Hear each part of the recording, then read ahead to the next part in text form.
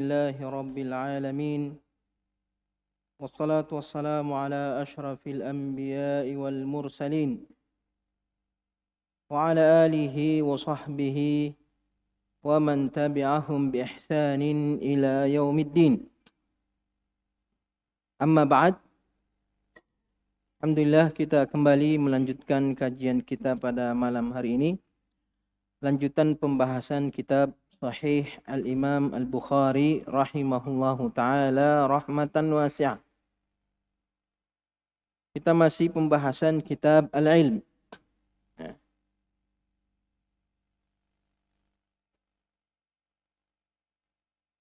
Kita lanjutkan ke bab yang ke-49.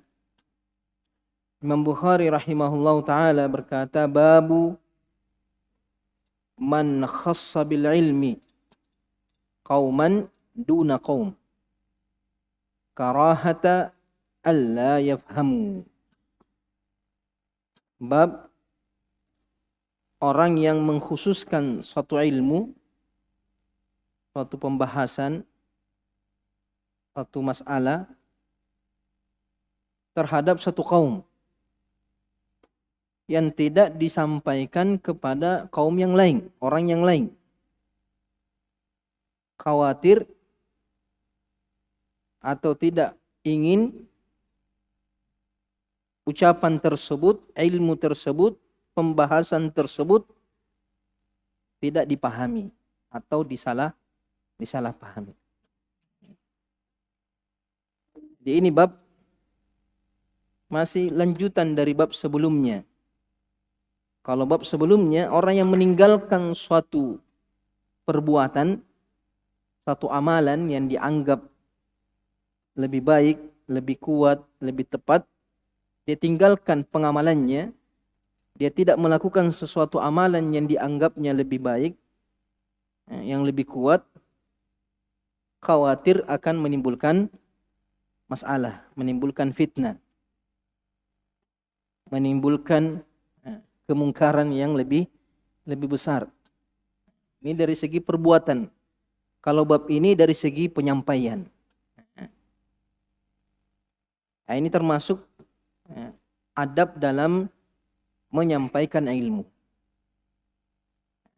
Jadi ilmu itu bukan hanya materi yang kita pelajari, yang kita dengarkan, yang kita baca, yang kita hafal.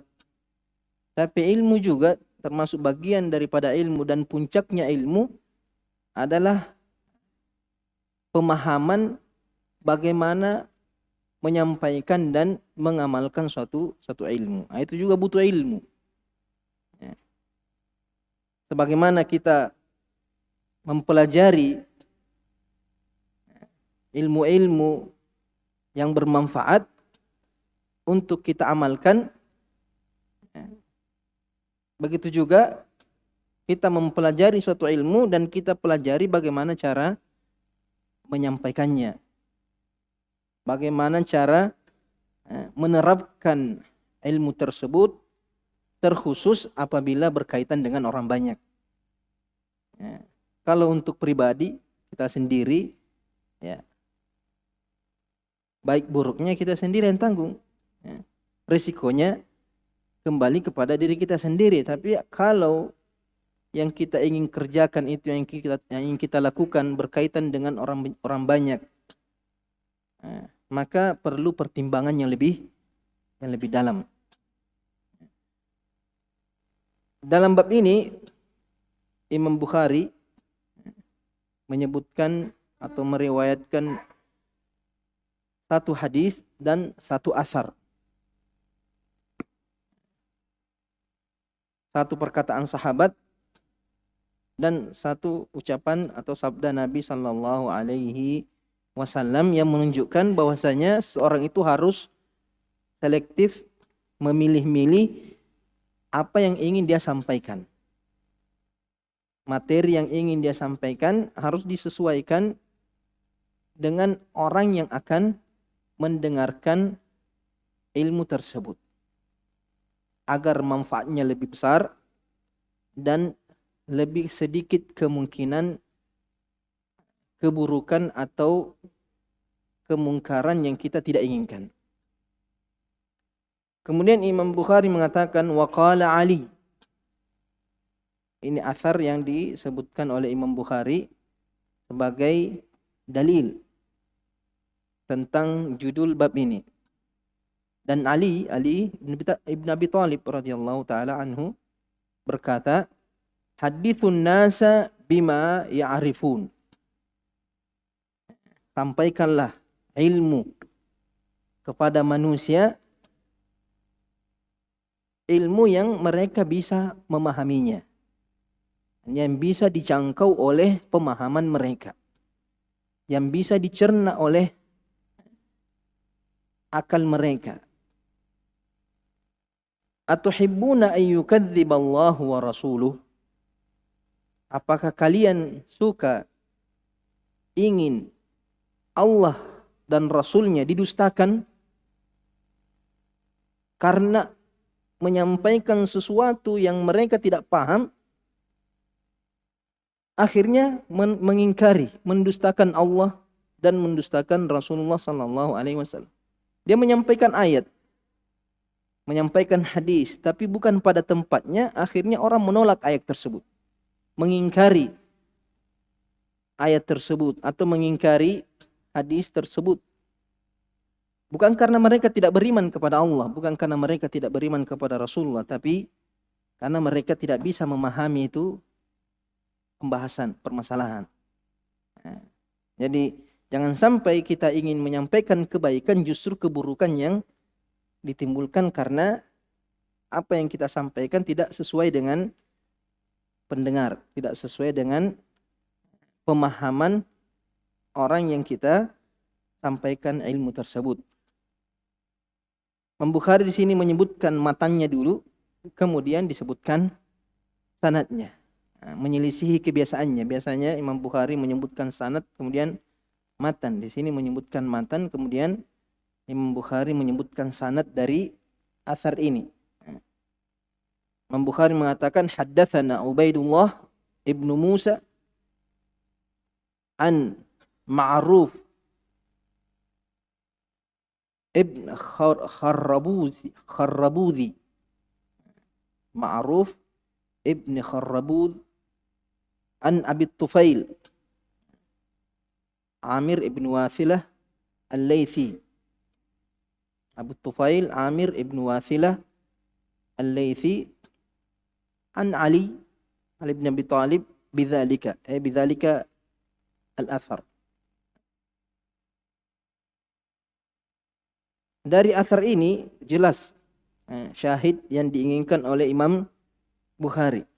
Bahwasanya ketika kita ingin menyampaikan suatu ilmu kepada suatu kaum, maka perlu dipertimbangkan materi yang akan kita sampaikan, disesuaikan dengan tingkat pemahamannya.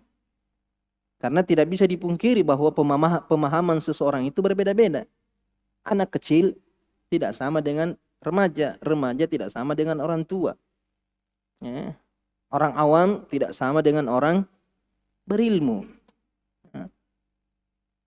Bahkan satu negeri tidak sama dengan negeri yang lain. Seperti negeri Tauhid, Arab Saudi, pembahasan tentang Tauhid mereka paham semua. Karena pembahasan Tauhid pelajari sejak bahkan dari TK, SD, sampai perguruan tinggi. Mereka pemahamannya terhadap Tauhid sangat kuat. Sehingga ketika kita membahas masalah Tauhid, masalah kesyirikan, sedetail apapun tidak ada masalah di sana. Nah mereka semua paham. Tapi di negeri yang lain pemahaman mereka terhadap tauhid lemah. Apalagi di tengah-tengah orang-orang yang banyak mendakwakan kesyirikan, mengamalkan kesyirikan. Sehingga masalah tauhid itu terkadang ada pembahasan samar bagi mereka.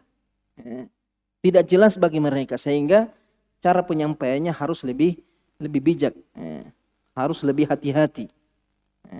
Kenapa? Karena bisa jadi sesuatu yang benar mereka ingkari, yang bisa menjerumuskan mereka kepada pengingkaran terhadap Allah dan pengingkaran terhadap Rasulullah sallallahu alaihi wasallam, sehingga lebih menyebabkan mereka terjerumus kepada kemungkaran yang lebih besar.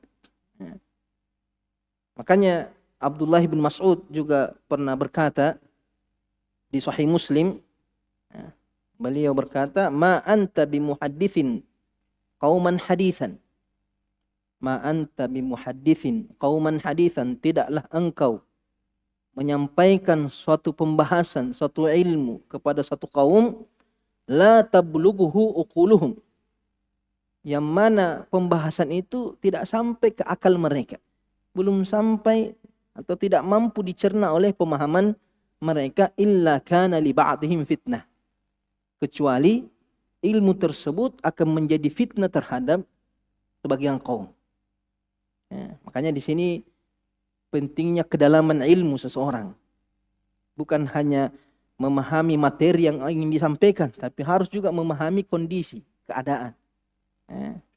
Harus melihat situasi, supaya ilmu itu betul-betul bisa bermanfaat, betul-betul bisa memberikan kebaikan, bukan justru sebaliknya. Dan Abu Hurairah radhiyallahu taala anhu juga pernah mengatakan, hafiztu min Rasulillah sallallahu alaihi wasallam wi'aini, saya menghafal dari Nabi sallallahu alaihi wasallam 2 jenis ilmu. Abu Hurairah menerima dari Nabi sallallahu alaihi wasallam 2 jenis ilmu. Fa amma ahaduhuma fabathastuhu, salah satu dari ilmu tersebut ilmu yang berkaitan dengan syariat, dengan agama, saya telah menyebarkannya, saya sampaikan kepada semua orang. Wa ammal akharu, sedangkan ilmu yang lain, falau basastuhu qutiat hadza albul'um, maka akan dipenggal leher ini. Artinya ini menunjukkan bahwa Abu Hurairah tidak semua yang dia dengar dari Nabi dia sampaikan kepada semua orang. Ada ilmu yang bermanfaat untuk semua orang. Ada ilmu hanya orang-orang tertentu saja. Hanya orang-orang tertentu saja yang bisa mencernanya. Bagian ulama menafsirkan bahwasanya yang dimaksud oleh Abu Hurairah di sini, ilmu yang dia tidak sebarkan, ilmu tentang nama-nama penguasa zalim di masanya. Nabi SAW terkadang menyampaikan perkara-perkara yang akan terjadi. Di antaranya Nabi menyebutkan nanti muncul di negeri ini penguasa yang zalim, di negeri ini penguasa yang zalim. Abu Hurairah kalau dia sampaikan ini sudah dipenggal lehernya, sehingga dia tidak menyebutkannya. Sama seperti Hudzaifah bin Yaman, sahibu sirri Nabi SAW. Digelari sahibu sirri. Kenapa? Karena banyak menerima dari Nabi hadis-hadis yang tidak Nabi sampaikan kecuali orang-orang tertentu saja. Di antaranya nama-nama orang-orang munafik. Nama-nama orang-orang munafik. Hudzaifah tahu siapa orang-orang munafik di masa Nabi sallallahu alaihi wasallam. Sampai-sampai Abu Umar bin Khattab radhiyallahu taala anhu datang kepada Hudzaifah, "Ya Hudzaifah, as'aluka billah, hal sammani Rasulullah sallallahu alaihi wasallam minal munafiqin?" Apakah Rasulullah menyebut nama saya di antara daftar orang-orang munafik? Saking takutnya Umar bin Khattab terhadap kemunafikan. Jadi intinya bahwasanya ilmu yang kita dapatkan itu kita pahami dengan baik, kita cerna dengan baik. Ketika ada yang kurang dipahami, tanyakan kepada ustadz, kepada guru. Kalau kita sudah paham dan kita mengamalkannya untuk diri kita sendiri, alhamdulillah. Kalau kita ingin mengamalkannya di tengah-tengah manusia, pertimbangkan, lihat, oh ini pantas, ini tidak pantas, ini bisa, ini tidak bisa. Begitu juga ketika ingin menyampaikan. Tapi di masa sekarang, apalagi di masa media sosial, makanya lebih hati-hati lagi. Karena seperti sekarang, Apa yang saya sampaikan bukan cuma yang di sini saja yang dengar, tapi ada yang dengar di balik kamera ini. Sehingga harus lebih selektif lagi. Jangan, kita tidak berbicara bukan hanya yang ada di sini saja, tapi kemungkinan siapa-siapa saja yang bisa mendengarkan pembahasan ini setelah disebarkan. Makanya banyak fitnah terjadi gara-gara itu. Penggalan-penggalan ucapan-ucapan ustadz. Terkadang ustadz berbicara untuk kalangan yang hadir, tapi karena direkam, dipotong, apalagi kalau memang ada tujuan-tujuan yang tidak benar, dia potong-potong. Mungkin ucapan ini ada kaitannya sebelumnya, tapi tidak dihapus sebelumnya ini saja. Kemudian dikasih catatan di bawahnya seolah-olah ucapan itu ditujukan kepada orang tertentu atau pihak tertentu, sehingga menimbulkan fitnah.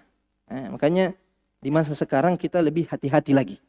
Kalau di masa dahulu mungkin apa yang kita sampaikan hanya dipertimbangkan orang-orang yang hadir. Kalaupun kemungkinan ada yang sampaikan keluar, kemungkinannya sedikit.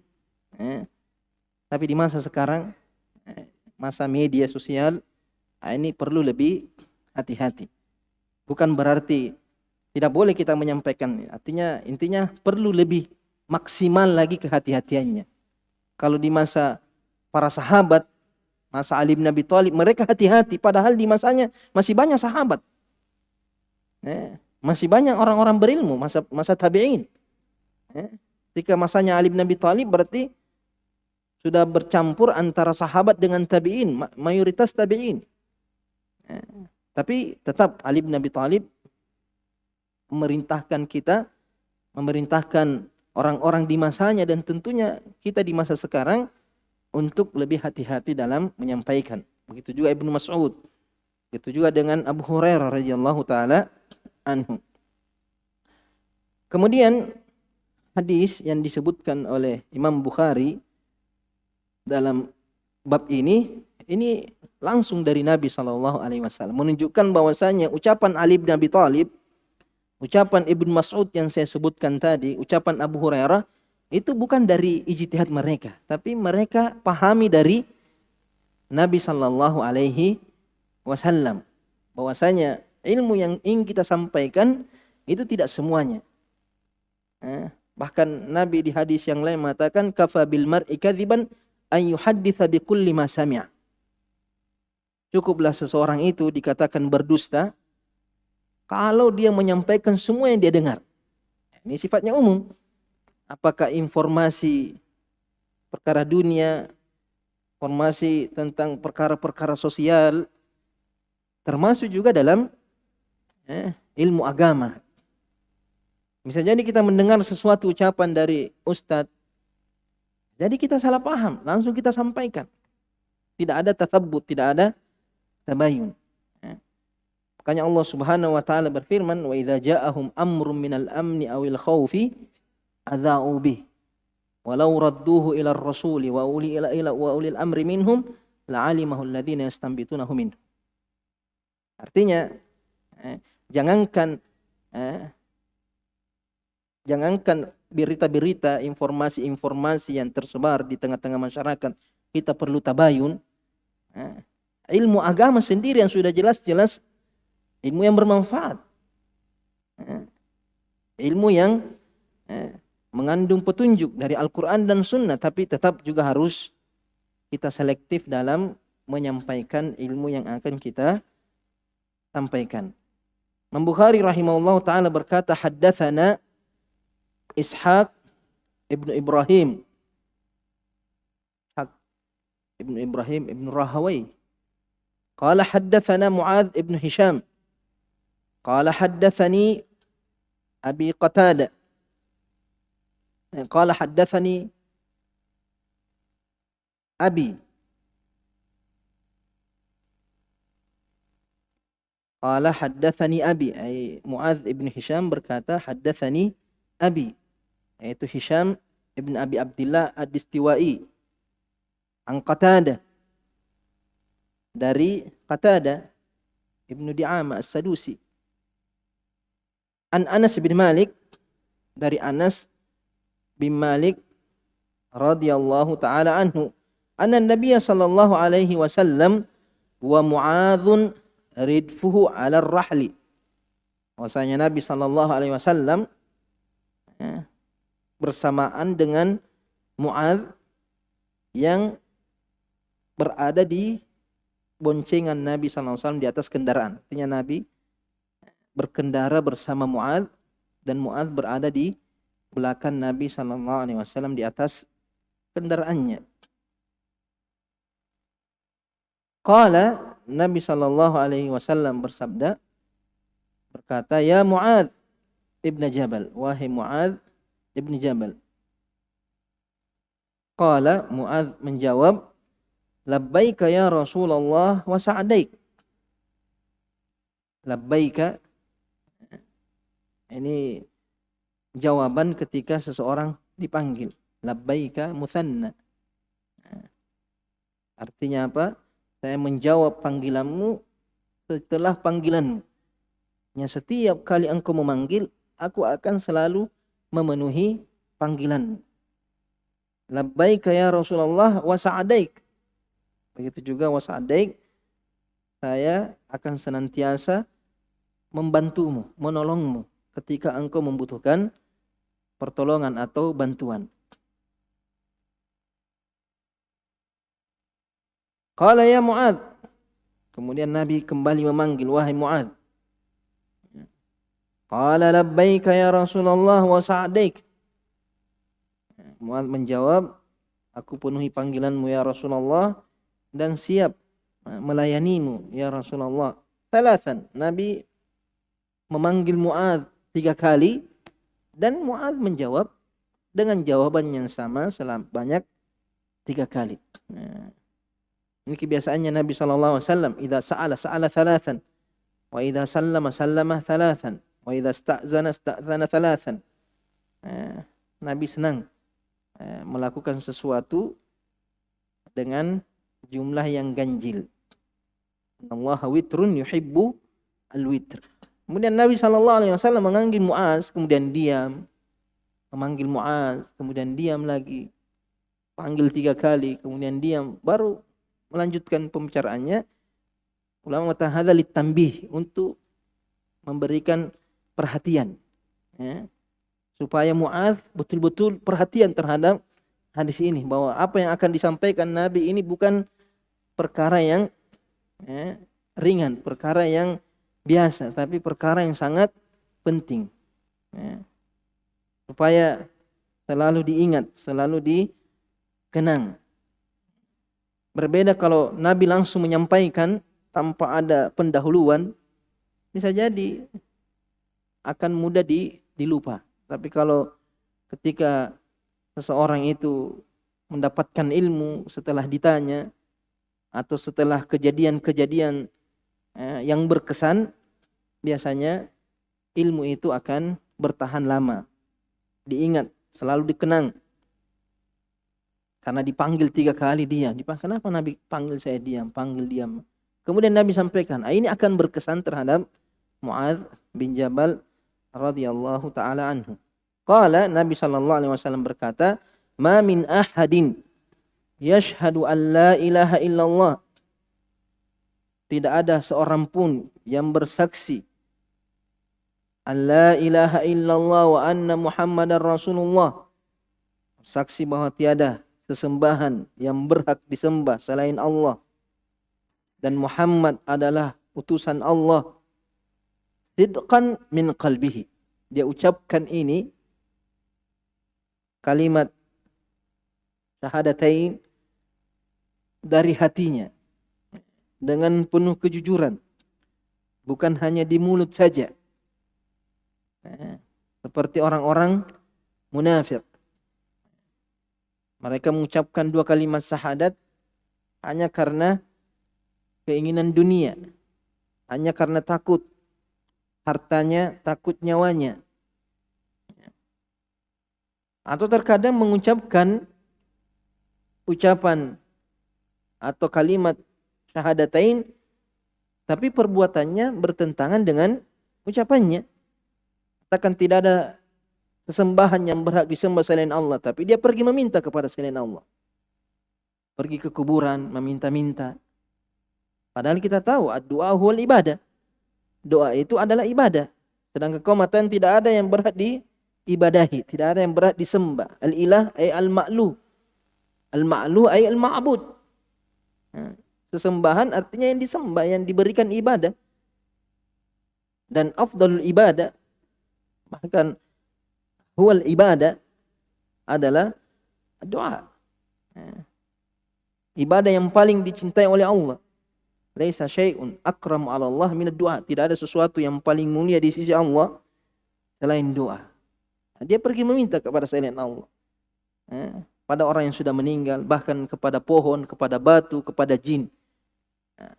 Ini bertentangan dengan ucapannya. Berarti ucapannya tidak sesuai dengan apa yang ada di dalam hatinya. Karena kalau hatinya betul-betul ada tauhid, betul-betul memahami makna la ilaha illallah, tidak akan mungkin dia melakukan perbuatan itu. Kenapa? Karena hati itu yang menggerakkan perbuatan. Idza salahat salahal jasadu kullu wa idza fasadat fasadal jasadu kullu. Jadi ketika dia datang ke kuburan meminta, tanda bahwa dalam hatinya tidak ada tauhid.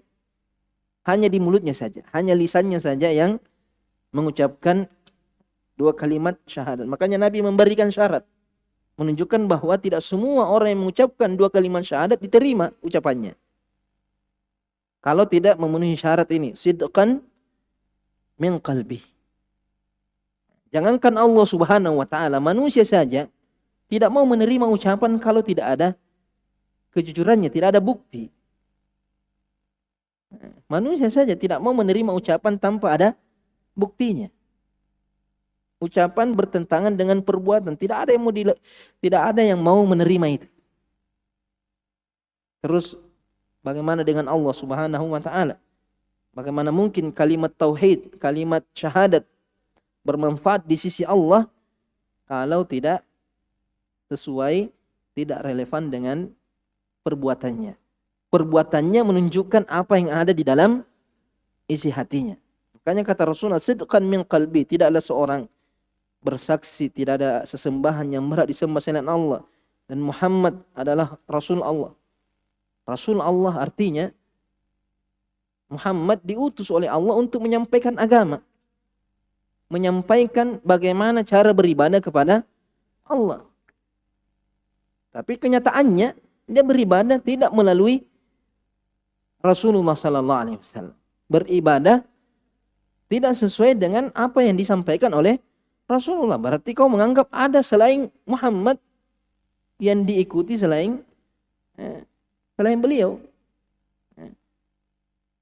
Sebagaimana kita mentauhidkan Allah dalam segi beribadah, maka kita juga mentauhidkan Allah dengan cara beribadah. Itu tidak beribadah kecuali melalui Rasulnya sallallahu alaihi wasallam. Kenapa Rasulullah diutus? Untuk menyampaikan bagaimana kita beribadah kepada Allah Subhanahu wa taala.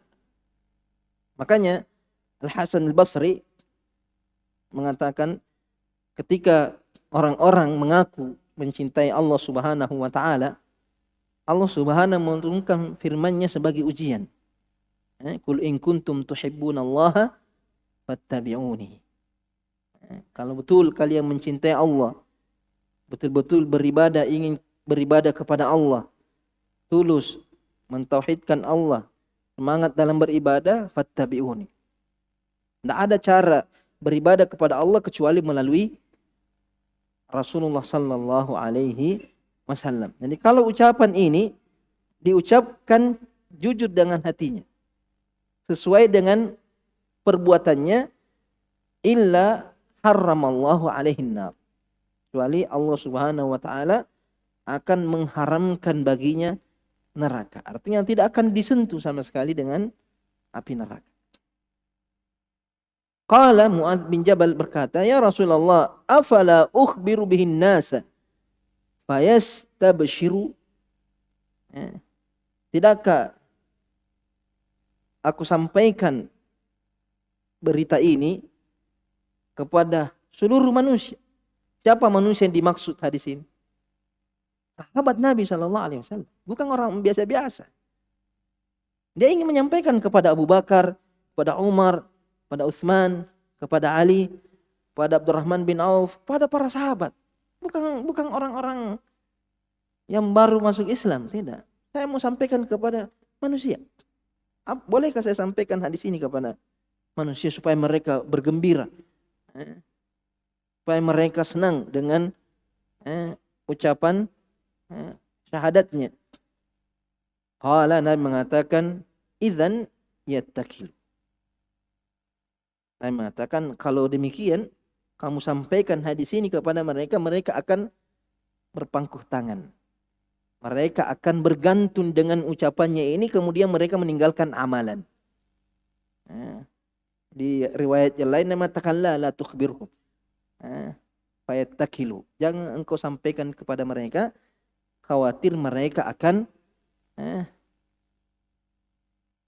bergantung terhadap kalimat ini, kemudian meninggalkan amalan. Mengatakan, khalas, saya sudah ucapkan la ilaha illallah Muhammad Rasulullah, kalau begitu tidak perlu lagi sholat, tidak perlu lagi puasa, tidak perlu lagi beramal. Wa akhbara biha Mu'adz bin Jabal menyampaikan hadis ini inda mautih. Bayangkan, nanti mau meninggal Mu'adz baru disampaikan ini hadis. Bukan setelah Nabi meninggal disampaikan, tidak. Berarti berapa tahun kira-kira hadis ini Mu'adz simpan ini? Baru dia sampaikan sebelum wafatnya. Ta'attuman, khawatir dia berdosa karena menyembunyikan ilmu. Jadi kalau Nabi SAW khawatir terhadap para sahabatnya salah memahami suatu hadis, bahkan terkadang bisa saja salah memahami ayat Al-Quran,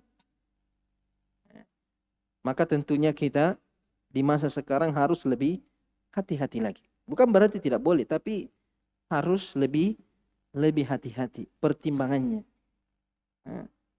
supaya tidak menimbulkan keburukan. Orang salah memahaminya sehingga lalai dari ibadah, atau salah memahaminya sehingga dia terjerumus kepada kemungkaran atau keburukan. Kemudian Imam Bukhari meriwayatkan hadis ini dengan sanad yang lain, dengan jalur sanad yang lain. Beliau mengatakan haddatsana Musaddad ibnu Musarhad qala haddatsana Mu'tamir ibnu Sulaiman At-Taimi qala sami'tu abi Sulaiman At-Taimi qala sami'tu Anasan, saya mendengar Anas bin Malik berkata, dzukira li anna an-nabiy sallallahu alaihi wasallam qala li Mu'adz. Ini menunjukkan bahwasanya Mu'adz atau Anas bin Malik tidak menyaksikan kejadian ini. Atau tidak menyaksikan pembicaraan Nabi bersama Mu'adz. Nabi dengan Mu'adz sedang berkendara. Anas bin Malik tidak ada. Hanya Anas bin Malik mendengarkan hadis ini dari seseorang, kemungkinannya adalah Mu'adz bin Jabal. Kemungkinannya adalah Mu'adz bin Jabal. Dalam ilmu hadis, ilmu mustalah hadis, dzukira li ini termasuk al-inqita'. Dzukira li, disebutkan kepadaku. Ini tidak tahu, majhul, siapa yang menyebutkan kepada Anas? Tidak diketahui. Perantara antara Anas bin Malik dengan Mu'adz bin Jabal. Tapi ulama, jumhur ulama mengatakan mursalatus sahaba makbul. Sahabat ketika meriwayatkan hadis secara mursal, mursalus sahabi, itu semuanya diterima. Kenapa? Karena kebanyakan sahabat itu meriwayatkan dari para sahabat, kesamanya sahabat. Anas bin Malik kemungkinan besar menerima hadis ini dari para sahabat Nabi SAW, dan seluruh sahabat Nabi udul, terpercaya. Sekalipun tidak disebut namanya, mereka diakui kejujuran dan amanahnya dalam meriwayatkan hadis. Yang diperselisihkan itu mursal tabi'i. Kalau tabi'i meriwayatkan dari Nabi sallallahu alaihi wasallam. Ini dzukira li, disebutkan kepadaku, anna Nabi sallallahu alaihi wasallam qala li Mu'adz. Nabi berkata kepada Mu'adz, man laqiyallaha la yusyriku bihi syai'an dakhalal jannah. Siapa yang bertemu dengan Allah tidak menyekutukannya dengan sesuatu pun, maka dia masuk surga. Qala ala ubashshirun nasa. Mu'adz bertanya kepada, bolehkah saya menyampaikan di sini kepada manusia? Qala la, inni akhafu ayyattakilu. Saya khawatir. Nabi khawatir. Terus kita tidak khawatir? Sampaikan, tidak peduli. Mau kau paham, mau kau tidak paham, mau kau kacau, tidak kacau, urusanmu itu. Nabi saja khawatir sama umatnya. Kita tidak khawatir dengan umatnya Nabi Muhammad. Yang penting ku sampaikan. Bukan kita berdakwah bukan asal menyampaikan. Kita ingin bagaimana orang menerima apa yang kita sampaikan. Sehingga butuh fikih, butuh kesabaran, butuh kehati-hatian. Karena tujuan kita bukan hanya menyampaikan, tapi bagaimana yang kita sampaikan itu diterima oleh mereka. Sama seperti dokter. Kata yang penting sudah kuku suntik, urusanmu itu. Yang penting kasih obat, mau kau. Tidak, kita ingin mereka sembuh. Jadi sehingga obat yang mau kita berikan, diperiksa dulu orangnya. Obat apa yang cocok. Nah, obat kan semua obat bagus. Betul, semua obat bagus. Tapi tidak semua obat itu cocok dengan setiap orang. Sama seperti ilmu. Ilmu itu semuanya bagus. Tapi ada yang cocok untuk ini. Dosisnya juga. Kadarnya. Terkadang bahkan intonasinya. Berapi-api. Tidak semua tempat kita harus berapi-api. Ada tempat orang tidak senang kalau kau berapi-api di situ. Seolah-olah kau marah-marah sama dia. Terkadang kita lemah lembut, ada waktunya lemah lembut, ada waktunya keras. Seperti Nabi SAW ketika mendapatkan informasi Mu'adz salat Isya dengan suratul Baqarah. Bagaimana marahnya Nabi sampai merah mukanya. Fattanun anta ya Musa, fattanun anta ya Musa. Sampai marah-marah Nabi. Kamu tukang fitnah ya Mu'adz, kamu membuat fitnah di tengah manusia wa Mu'adz. Tapi ketika Arabi kencing di masjid, Nabi mengatakan biarkan dia. Nabi panggil baik-baik, ini masjid, bukan. Nabi tidak marah-marah sama Arabi ini. Padahal mana yang lebih buruk? Kencing di masjid atau memanjangkan sholat? Kencing di masjid lebih buruk. Tapi orangnya beda. Kalau Mu'adz, Nabi murka di depannya Mu'adz, Nabi yakin Mu'adz tidak akan lari, tidak akan meninggalkan, tidak akan keluar dari Islam. Karena Nabi paham siapa Mu'adz. Ketika dikerasi, mereka tidak akan, Mu'adz tidak akan meninggalkan imannya. Tapi ini Arabi, orang jauh, pedalaman, tidak paham. Ketika dikerasi, sudah tidak akan pernah datang lagi ke masjid. Jangankan ke masjid. Ketika sahabat ingin menggebuk mereka, ingin memukul ini Arabi, Nabi mengatakan biarkan dia selesaikan kencingnya. Ketika Arabi ini berdoa, apa doanya? Allahumma arhamni wa Muhammad wala tarham gairana. Saking marahnya itu. Ya Allah, rahmati saya dan Muhammad, jangan rahmati yang lain ini. Semua mau pukul saya. Karena melihat bagaimana marahnya sahabat ketika dia kencing di masjid, bahkan di mihrab. Ini menunjukkan bahwasanya sikap lemah lembut, sikap tegas, ini butuh fikih juga. Waktunya, kadarnya, tempatnya, orangnya. Anzilun nasa manazilahum. Posisikan seseorang sesuai dengan posisinya.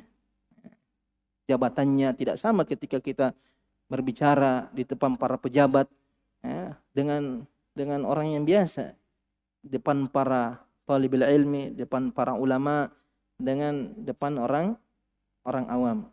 Jadi Nabi SAW melarang Mu'adz menyampaikan padahal masalah apa? Masalah jelas ini.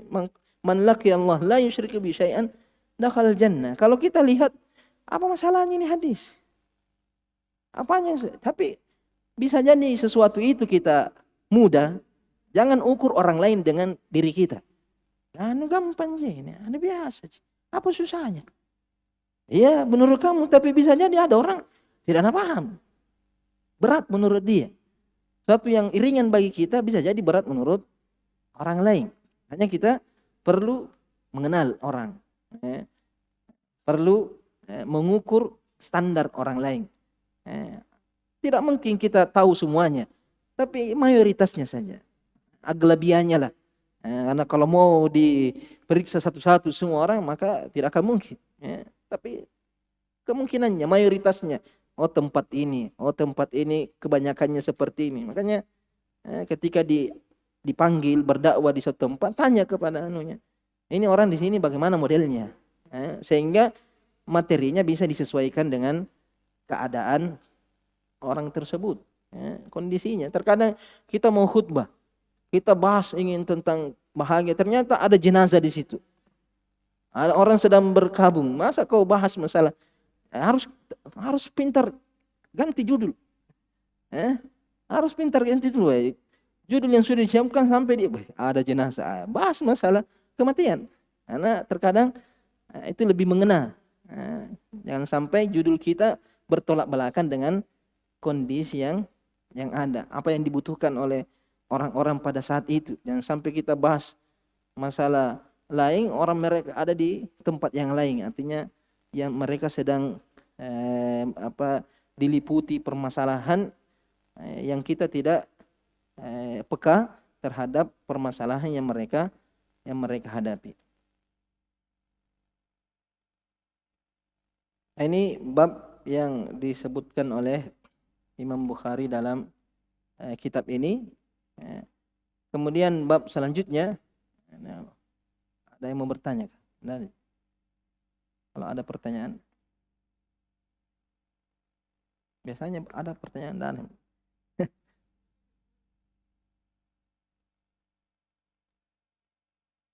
kita masuk satu bab, baca dengan cepat saja. Bab yang selanjutnya, babul haya'u fil ilm, bab malu-malu dalam menuntut ilmu. Nah, ini juga masalah yang banyak menimpa talibul ilm. Malu dalam menuntut ilmu. Tidak malu dalam hal yang lain, tapi kalau menuntut ilmu malu.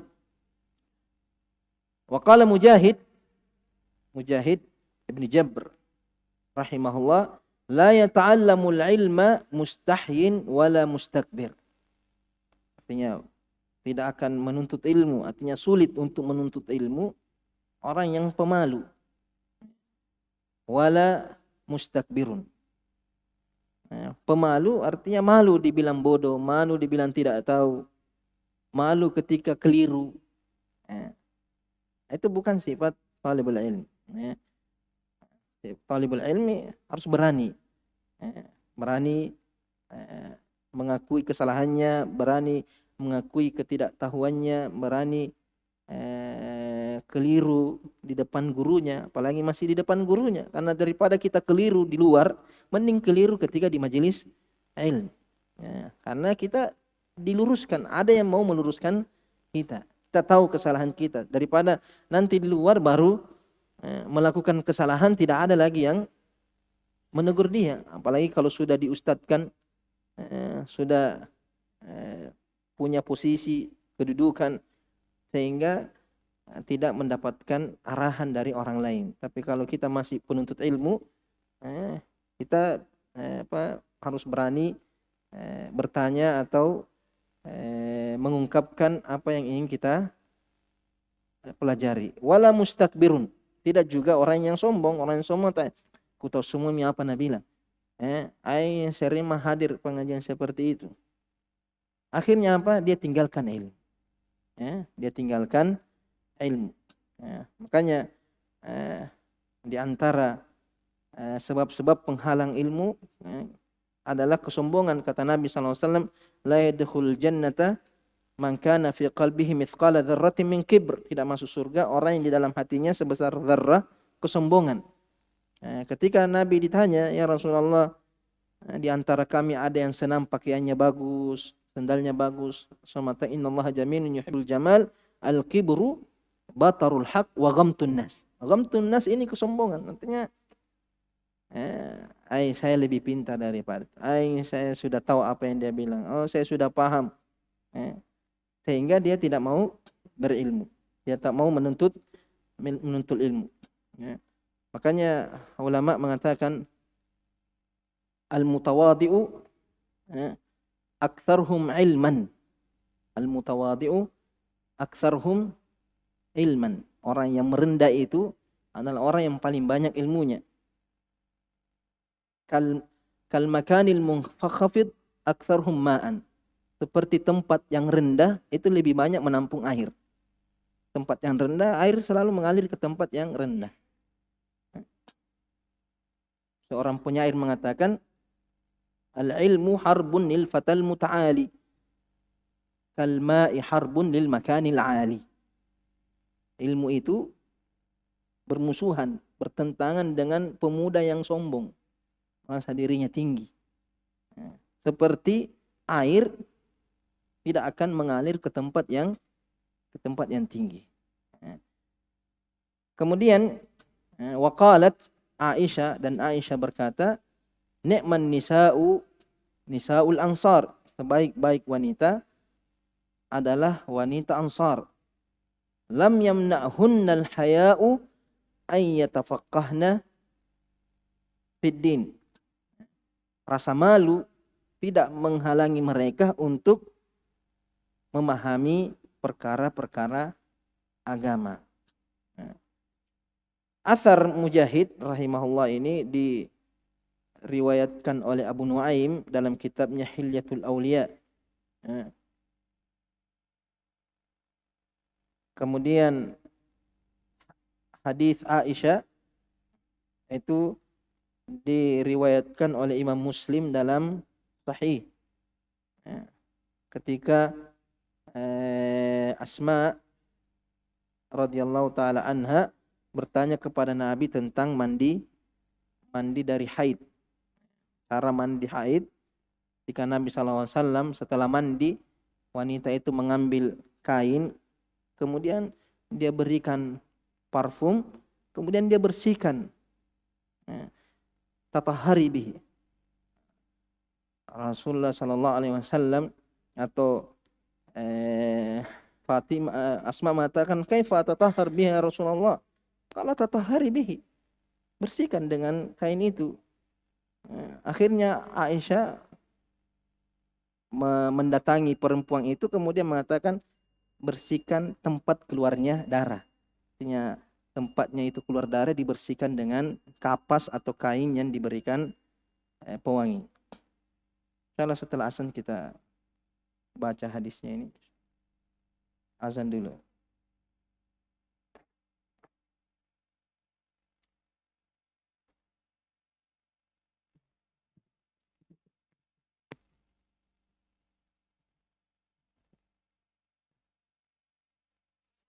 Allahu Akbar, Allahu Akbar. Allahu Akbar, Allahu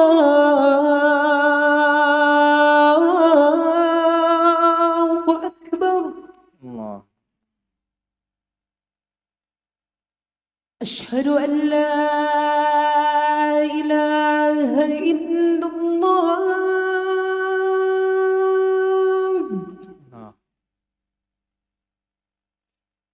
أشهد أن لا إله إلا الله.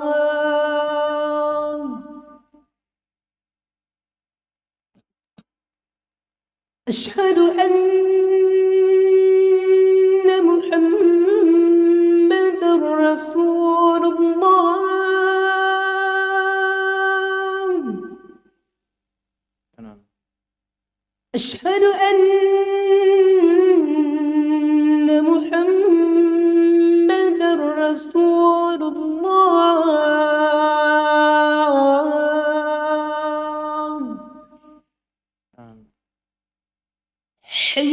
على الصلاة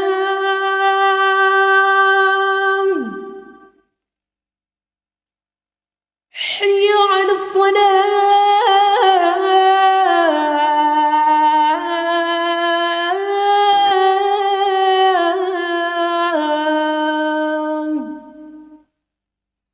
حي على الفلاح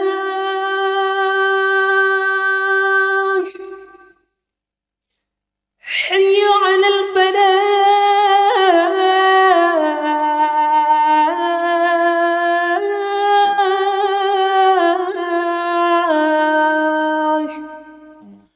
الله أكبر الله أكبر لا إله إلا الله.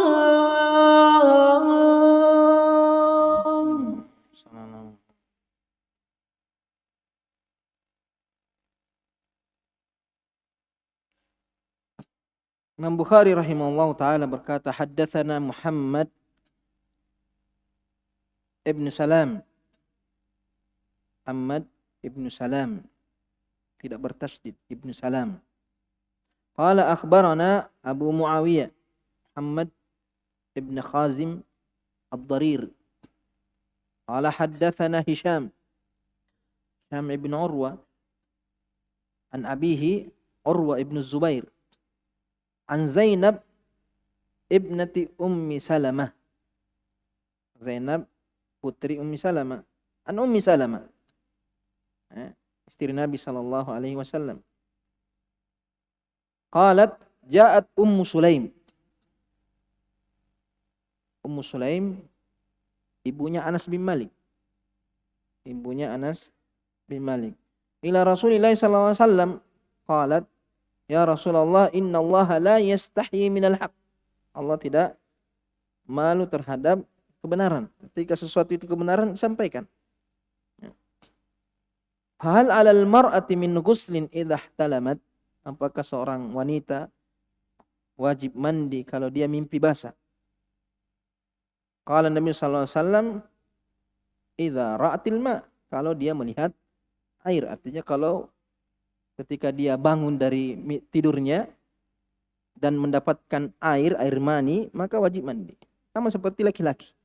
Innamal ma'u minal ma. Tapi kalau dia mimpi, lihat kejadian aneh-aneh ketika dia tidur, kemudian dia bangun tidak ada yang basah, kering, tidak ada yang keluar, maka tidak wajib mandi. Tapi kalau ada air yang keluar, air mani keluar, apakah dia ingat dia mimpi atau tidak, maka wajib mandi. Yang menjadi ukuran adalah keluarnya air. Fa ghattat Ummu Salamah ta'ni wajha. Ummu Salamah ketika Ummu Sulaim bertanya kepada Nabi masalah ini, Ummu Salamah tutup mukanya, malu. Kenapa masalah ini dibahas? Kenapa masalah ini ditanyakan? Ini saking besarnya rasa malunya, apalagi kaum Ansar itu terkenal dengan sifat malunya. Tapi sekalipun mereka memiliki sifat malu yang sangat tinggi, sifat malu yang sangat mulia, tapi itu semua tidak menghalangi mereka untuk belajar perkara agama. Jadi malu itu la ya'ti illa bi khair, kata Nabi. Al-haya'u la ya'ti illa bi khair. Sifat malu itu tidak mendatangkan kecuali kebaikan. Tapi kalau mengatakan dirinya malu kemudian menghalangi dia dari kebaikan, maka itu bukan sifat malu yang terpuji. Bahkan itu bukan sifat malu. Itu namanya al-ajz, sifat lemah. Cuma dia namai malu, padahal itu bukan malu sebenarnya. Jadi malu menuntut ilmu itu bukan sifat malu, tapi sifat lemah. Karena kata Rasulullah, malu itu al-haya'u syu'batun minal iman. La ya'ti illa bi khair. Tidak datang kecuali kebaikan. Wa qalat, kemudian Ummu Salamah bertanya, ya Rasulullah, wa tahtalimul mar'a? Apakah perempuan juga mimpi? Ini Ummu Salamah bertanya menunjukkan bahwa mimpi basah itu sedikit dari kalangan perempuan. Yang banyak-banyak laki-laki. Karena susah menjaga matanya. Qala na'am. Rasul mengatakan iya. Taribat yaminuk. Ini ucapan diucapkan tapi tidak diinginkan maknanya. Taribat yaminuk artinya tanganmu penuh dengan tanah, artinya hinalah kamu. Maksudnya begitu, tapi bukan maksudnya seperti hanya ucapan yang diucapkan oleh orang Arab tapi tidak menginginkan maksudnya, hanya ucapan keluar tanpa ada keinginan maknanya. Sama seperti Nabi mengatakan kepada Mu'adz, "Thaqilatka ummuka ya Mu'adz, thaqilatka ummuka ay faqadatka ummuk." Faqadatka ummuk artinya ibumu kehilangan kamu. Taribat yadak, ini taribat yaminak. Fadfar bidzatid din taribat yadak. Ini taribat yaminuk. Fa fima yushbihha waladuha. Fa fima yushbihuha waladuha. Ini kalau perempuan tidak mengeluarkan air mani, terus dari mana anak itu mirip dengan ibunya?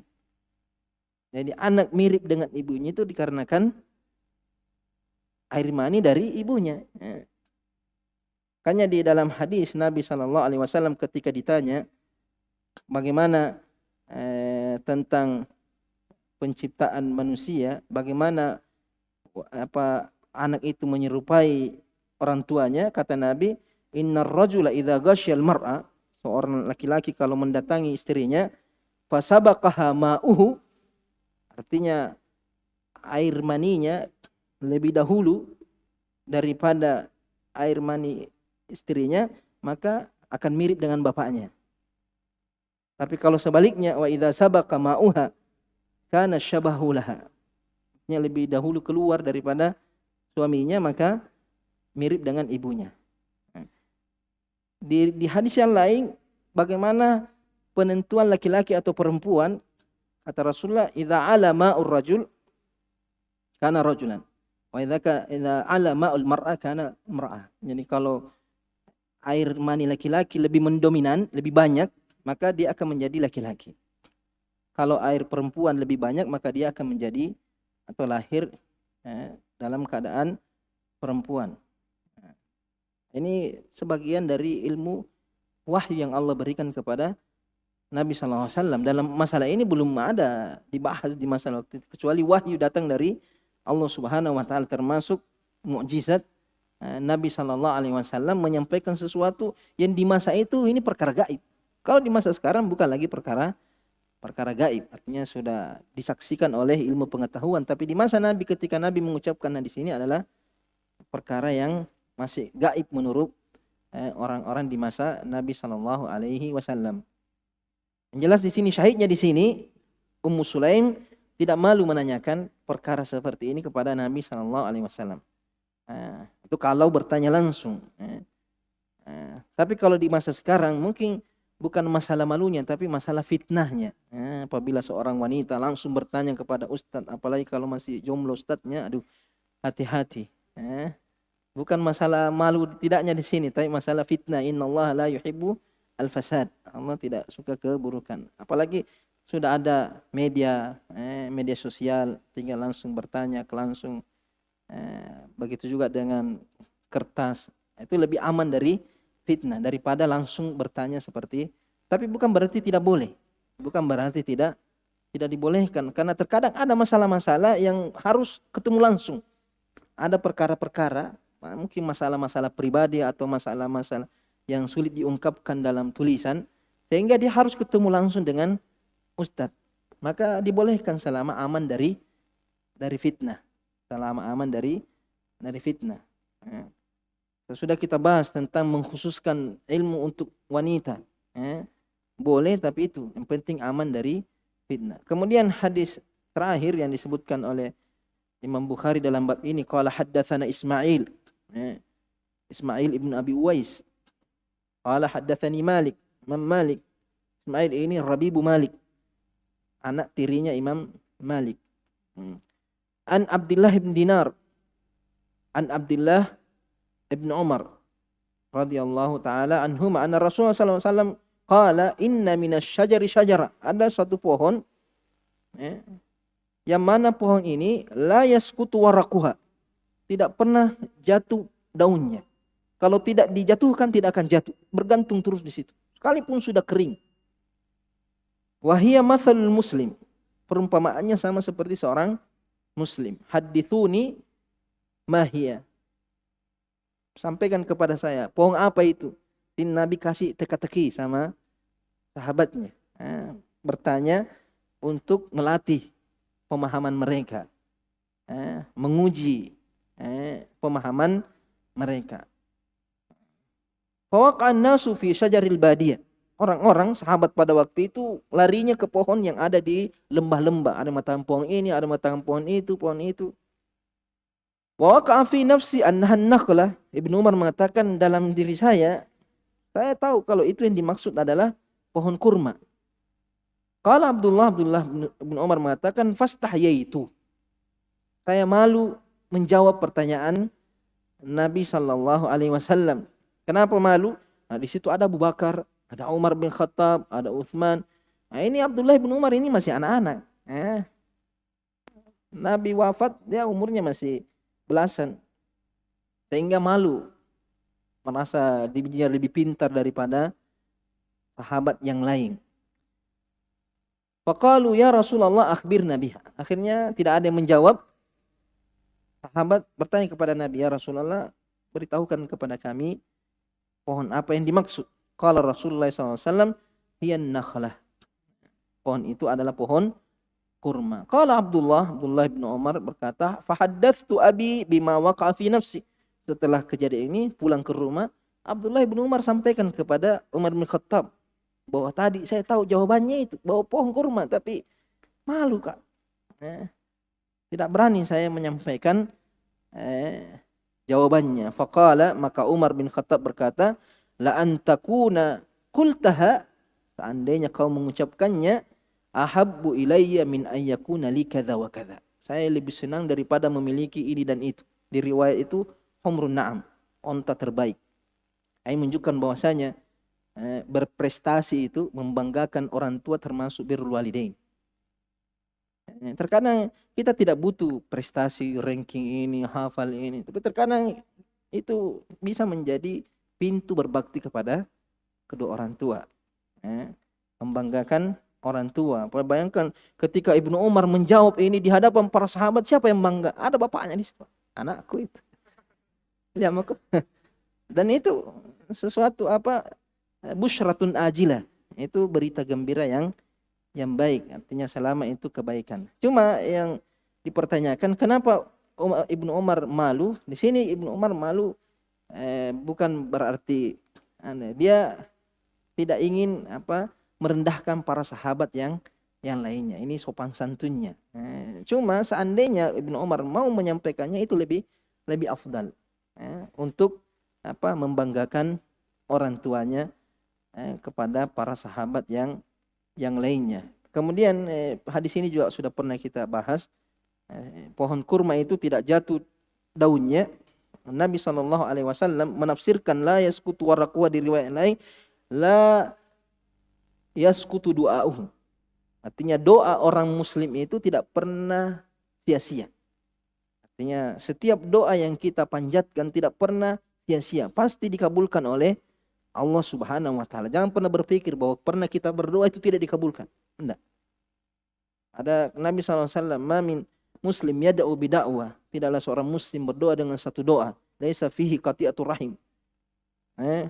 Tidak ada pemutusan silaturahim, wala ism, tidak ada juga mengandung dosa, illa atahullahu ihdas tsalatsa, kecuali Allah memberikan 3 sesuatu. Imma ayyajila lahu da'watu, dikabulkan langsung, au yaddakhirahu yaumal qiyamah, atau doanya tidak dikabulkan tapi dia dapatkan pahala dari doa-doanya.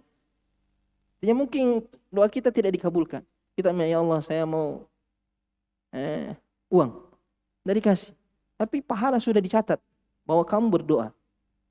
Sehingga ketika di akhirat dia dapatkan pahala dari doa-doanya selama ini yang dia panjatkan. Atau kata Rasulullah, au yasrifhu anis su'i mithlahu, atau dia dipalingkan dari keburukan yang setara. Artinya kita tidak berikan apa yang kita inginkan, tapi kita dijauhkan dari musibah yang kemungkinan menimpa kita. Karena kita berdoa, musibah itu terhindar dari kita. Makanya para sahabat setelah mendengar Rasulullah, "Idzan nukthir ya Rasulullah, kalau begitu kita perbanyak doa, kalau begitu tidak ada ruginya." Tidak ada ruginya kita berdoa. Maka Nabi mengatakan Allahu Akbar. Allah lebih banyak karunia-Nya daripada doa-doa kita. Artinya jangan putus asa dalam berdoa, jangan meremehkan doa, jangan bosan berdoa. Jangan kita berputus asa karena doa kita tidak dikabulkan, karena itu termasuk yang dilarang. Kata Rasulullah, la yazalu yustajabu ahadikum ma lam yasta'jil. Senantiasa dikabulkan doa kalian selama dia tidak terburu-buru. Kaifa istijalhum ya Rasulullah? Bagaimana terburu-burunya? Yaqul qad da'awtu wa qad da'awtu falam yustajabu li fatarakat du'a. Katakan saya sudah sering berdoa tapi tidak dikabulkan, akhirnya dia meninggalkan doa. Ketika dia tinggalkan doa, dia tidak untung apa-apa. Doanya tidak dikabulkan juga, tidak dapat juga pahala. Tapi kalau kita berdoa, kalaupun kita tidak mendapatkan apa yang kita inginkan, tapi Allah berikan kita yang lebih baik daripada apa yang kita minta. Karena Allah tidak mengabulkan doa kita kecuali Allah siapkan kita lebih baik daripada apa yang kita inginkan. Nah, ini bab yang disebutkan oleh Imam Bukhari. Tidak bisa ku jawab pertanyaan, dah kuliah kabur. Salah nanti pertemuan berikutnya. Subhanakallahumma bihamdik asyhadu an la ilaha illa anta astaghfiruka wa atubu ilaik. Wassalamualaikum warahmatullahi wabarakatuh.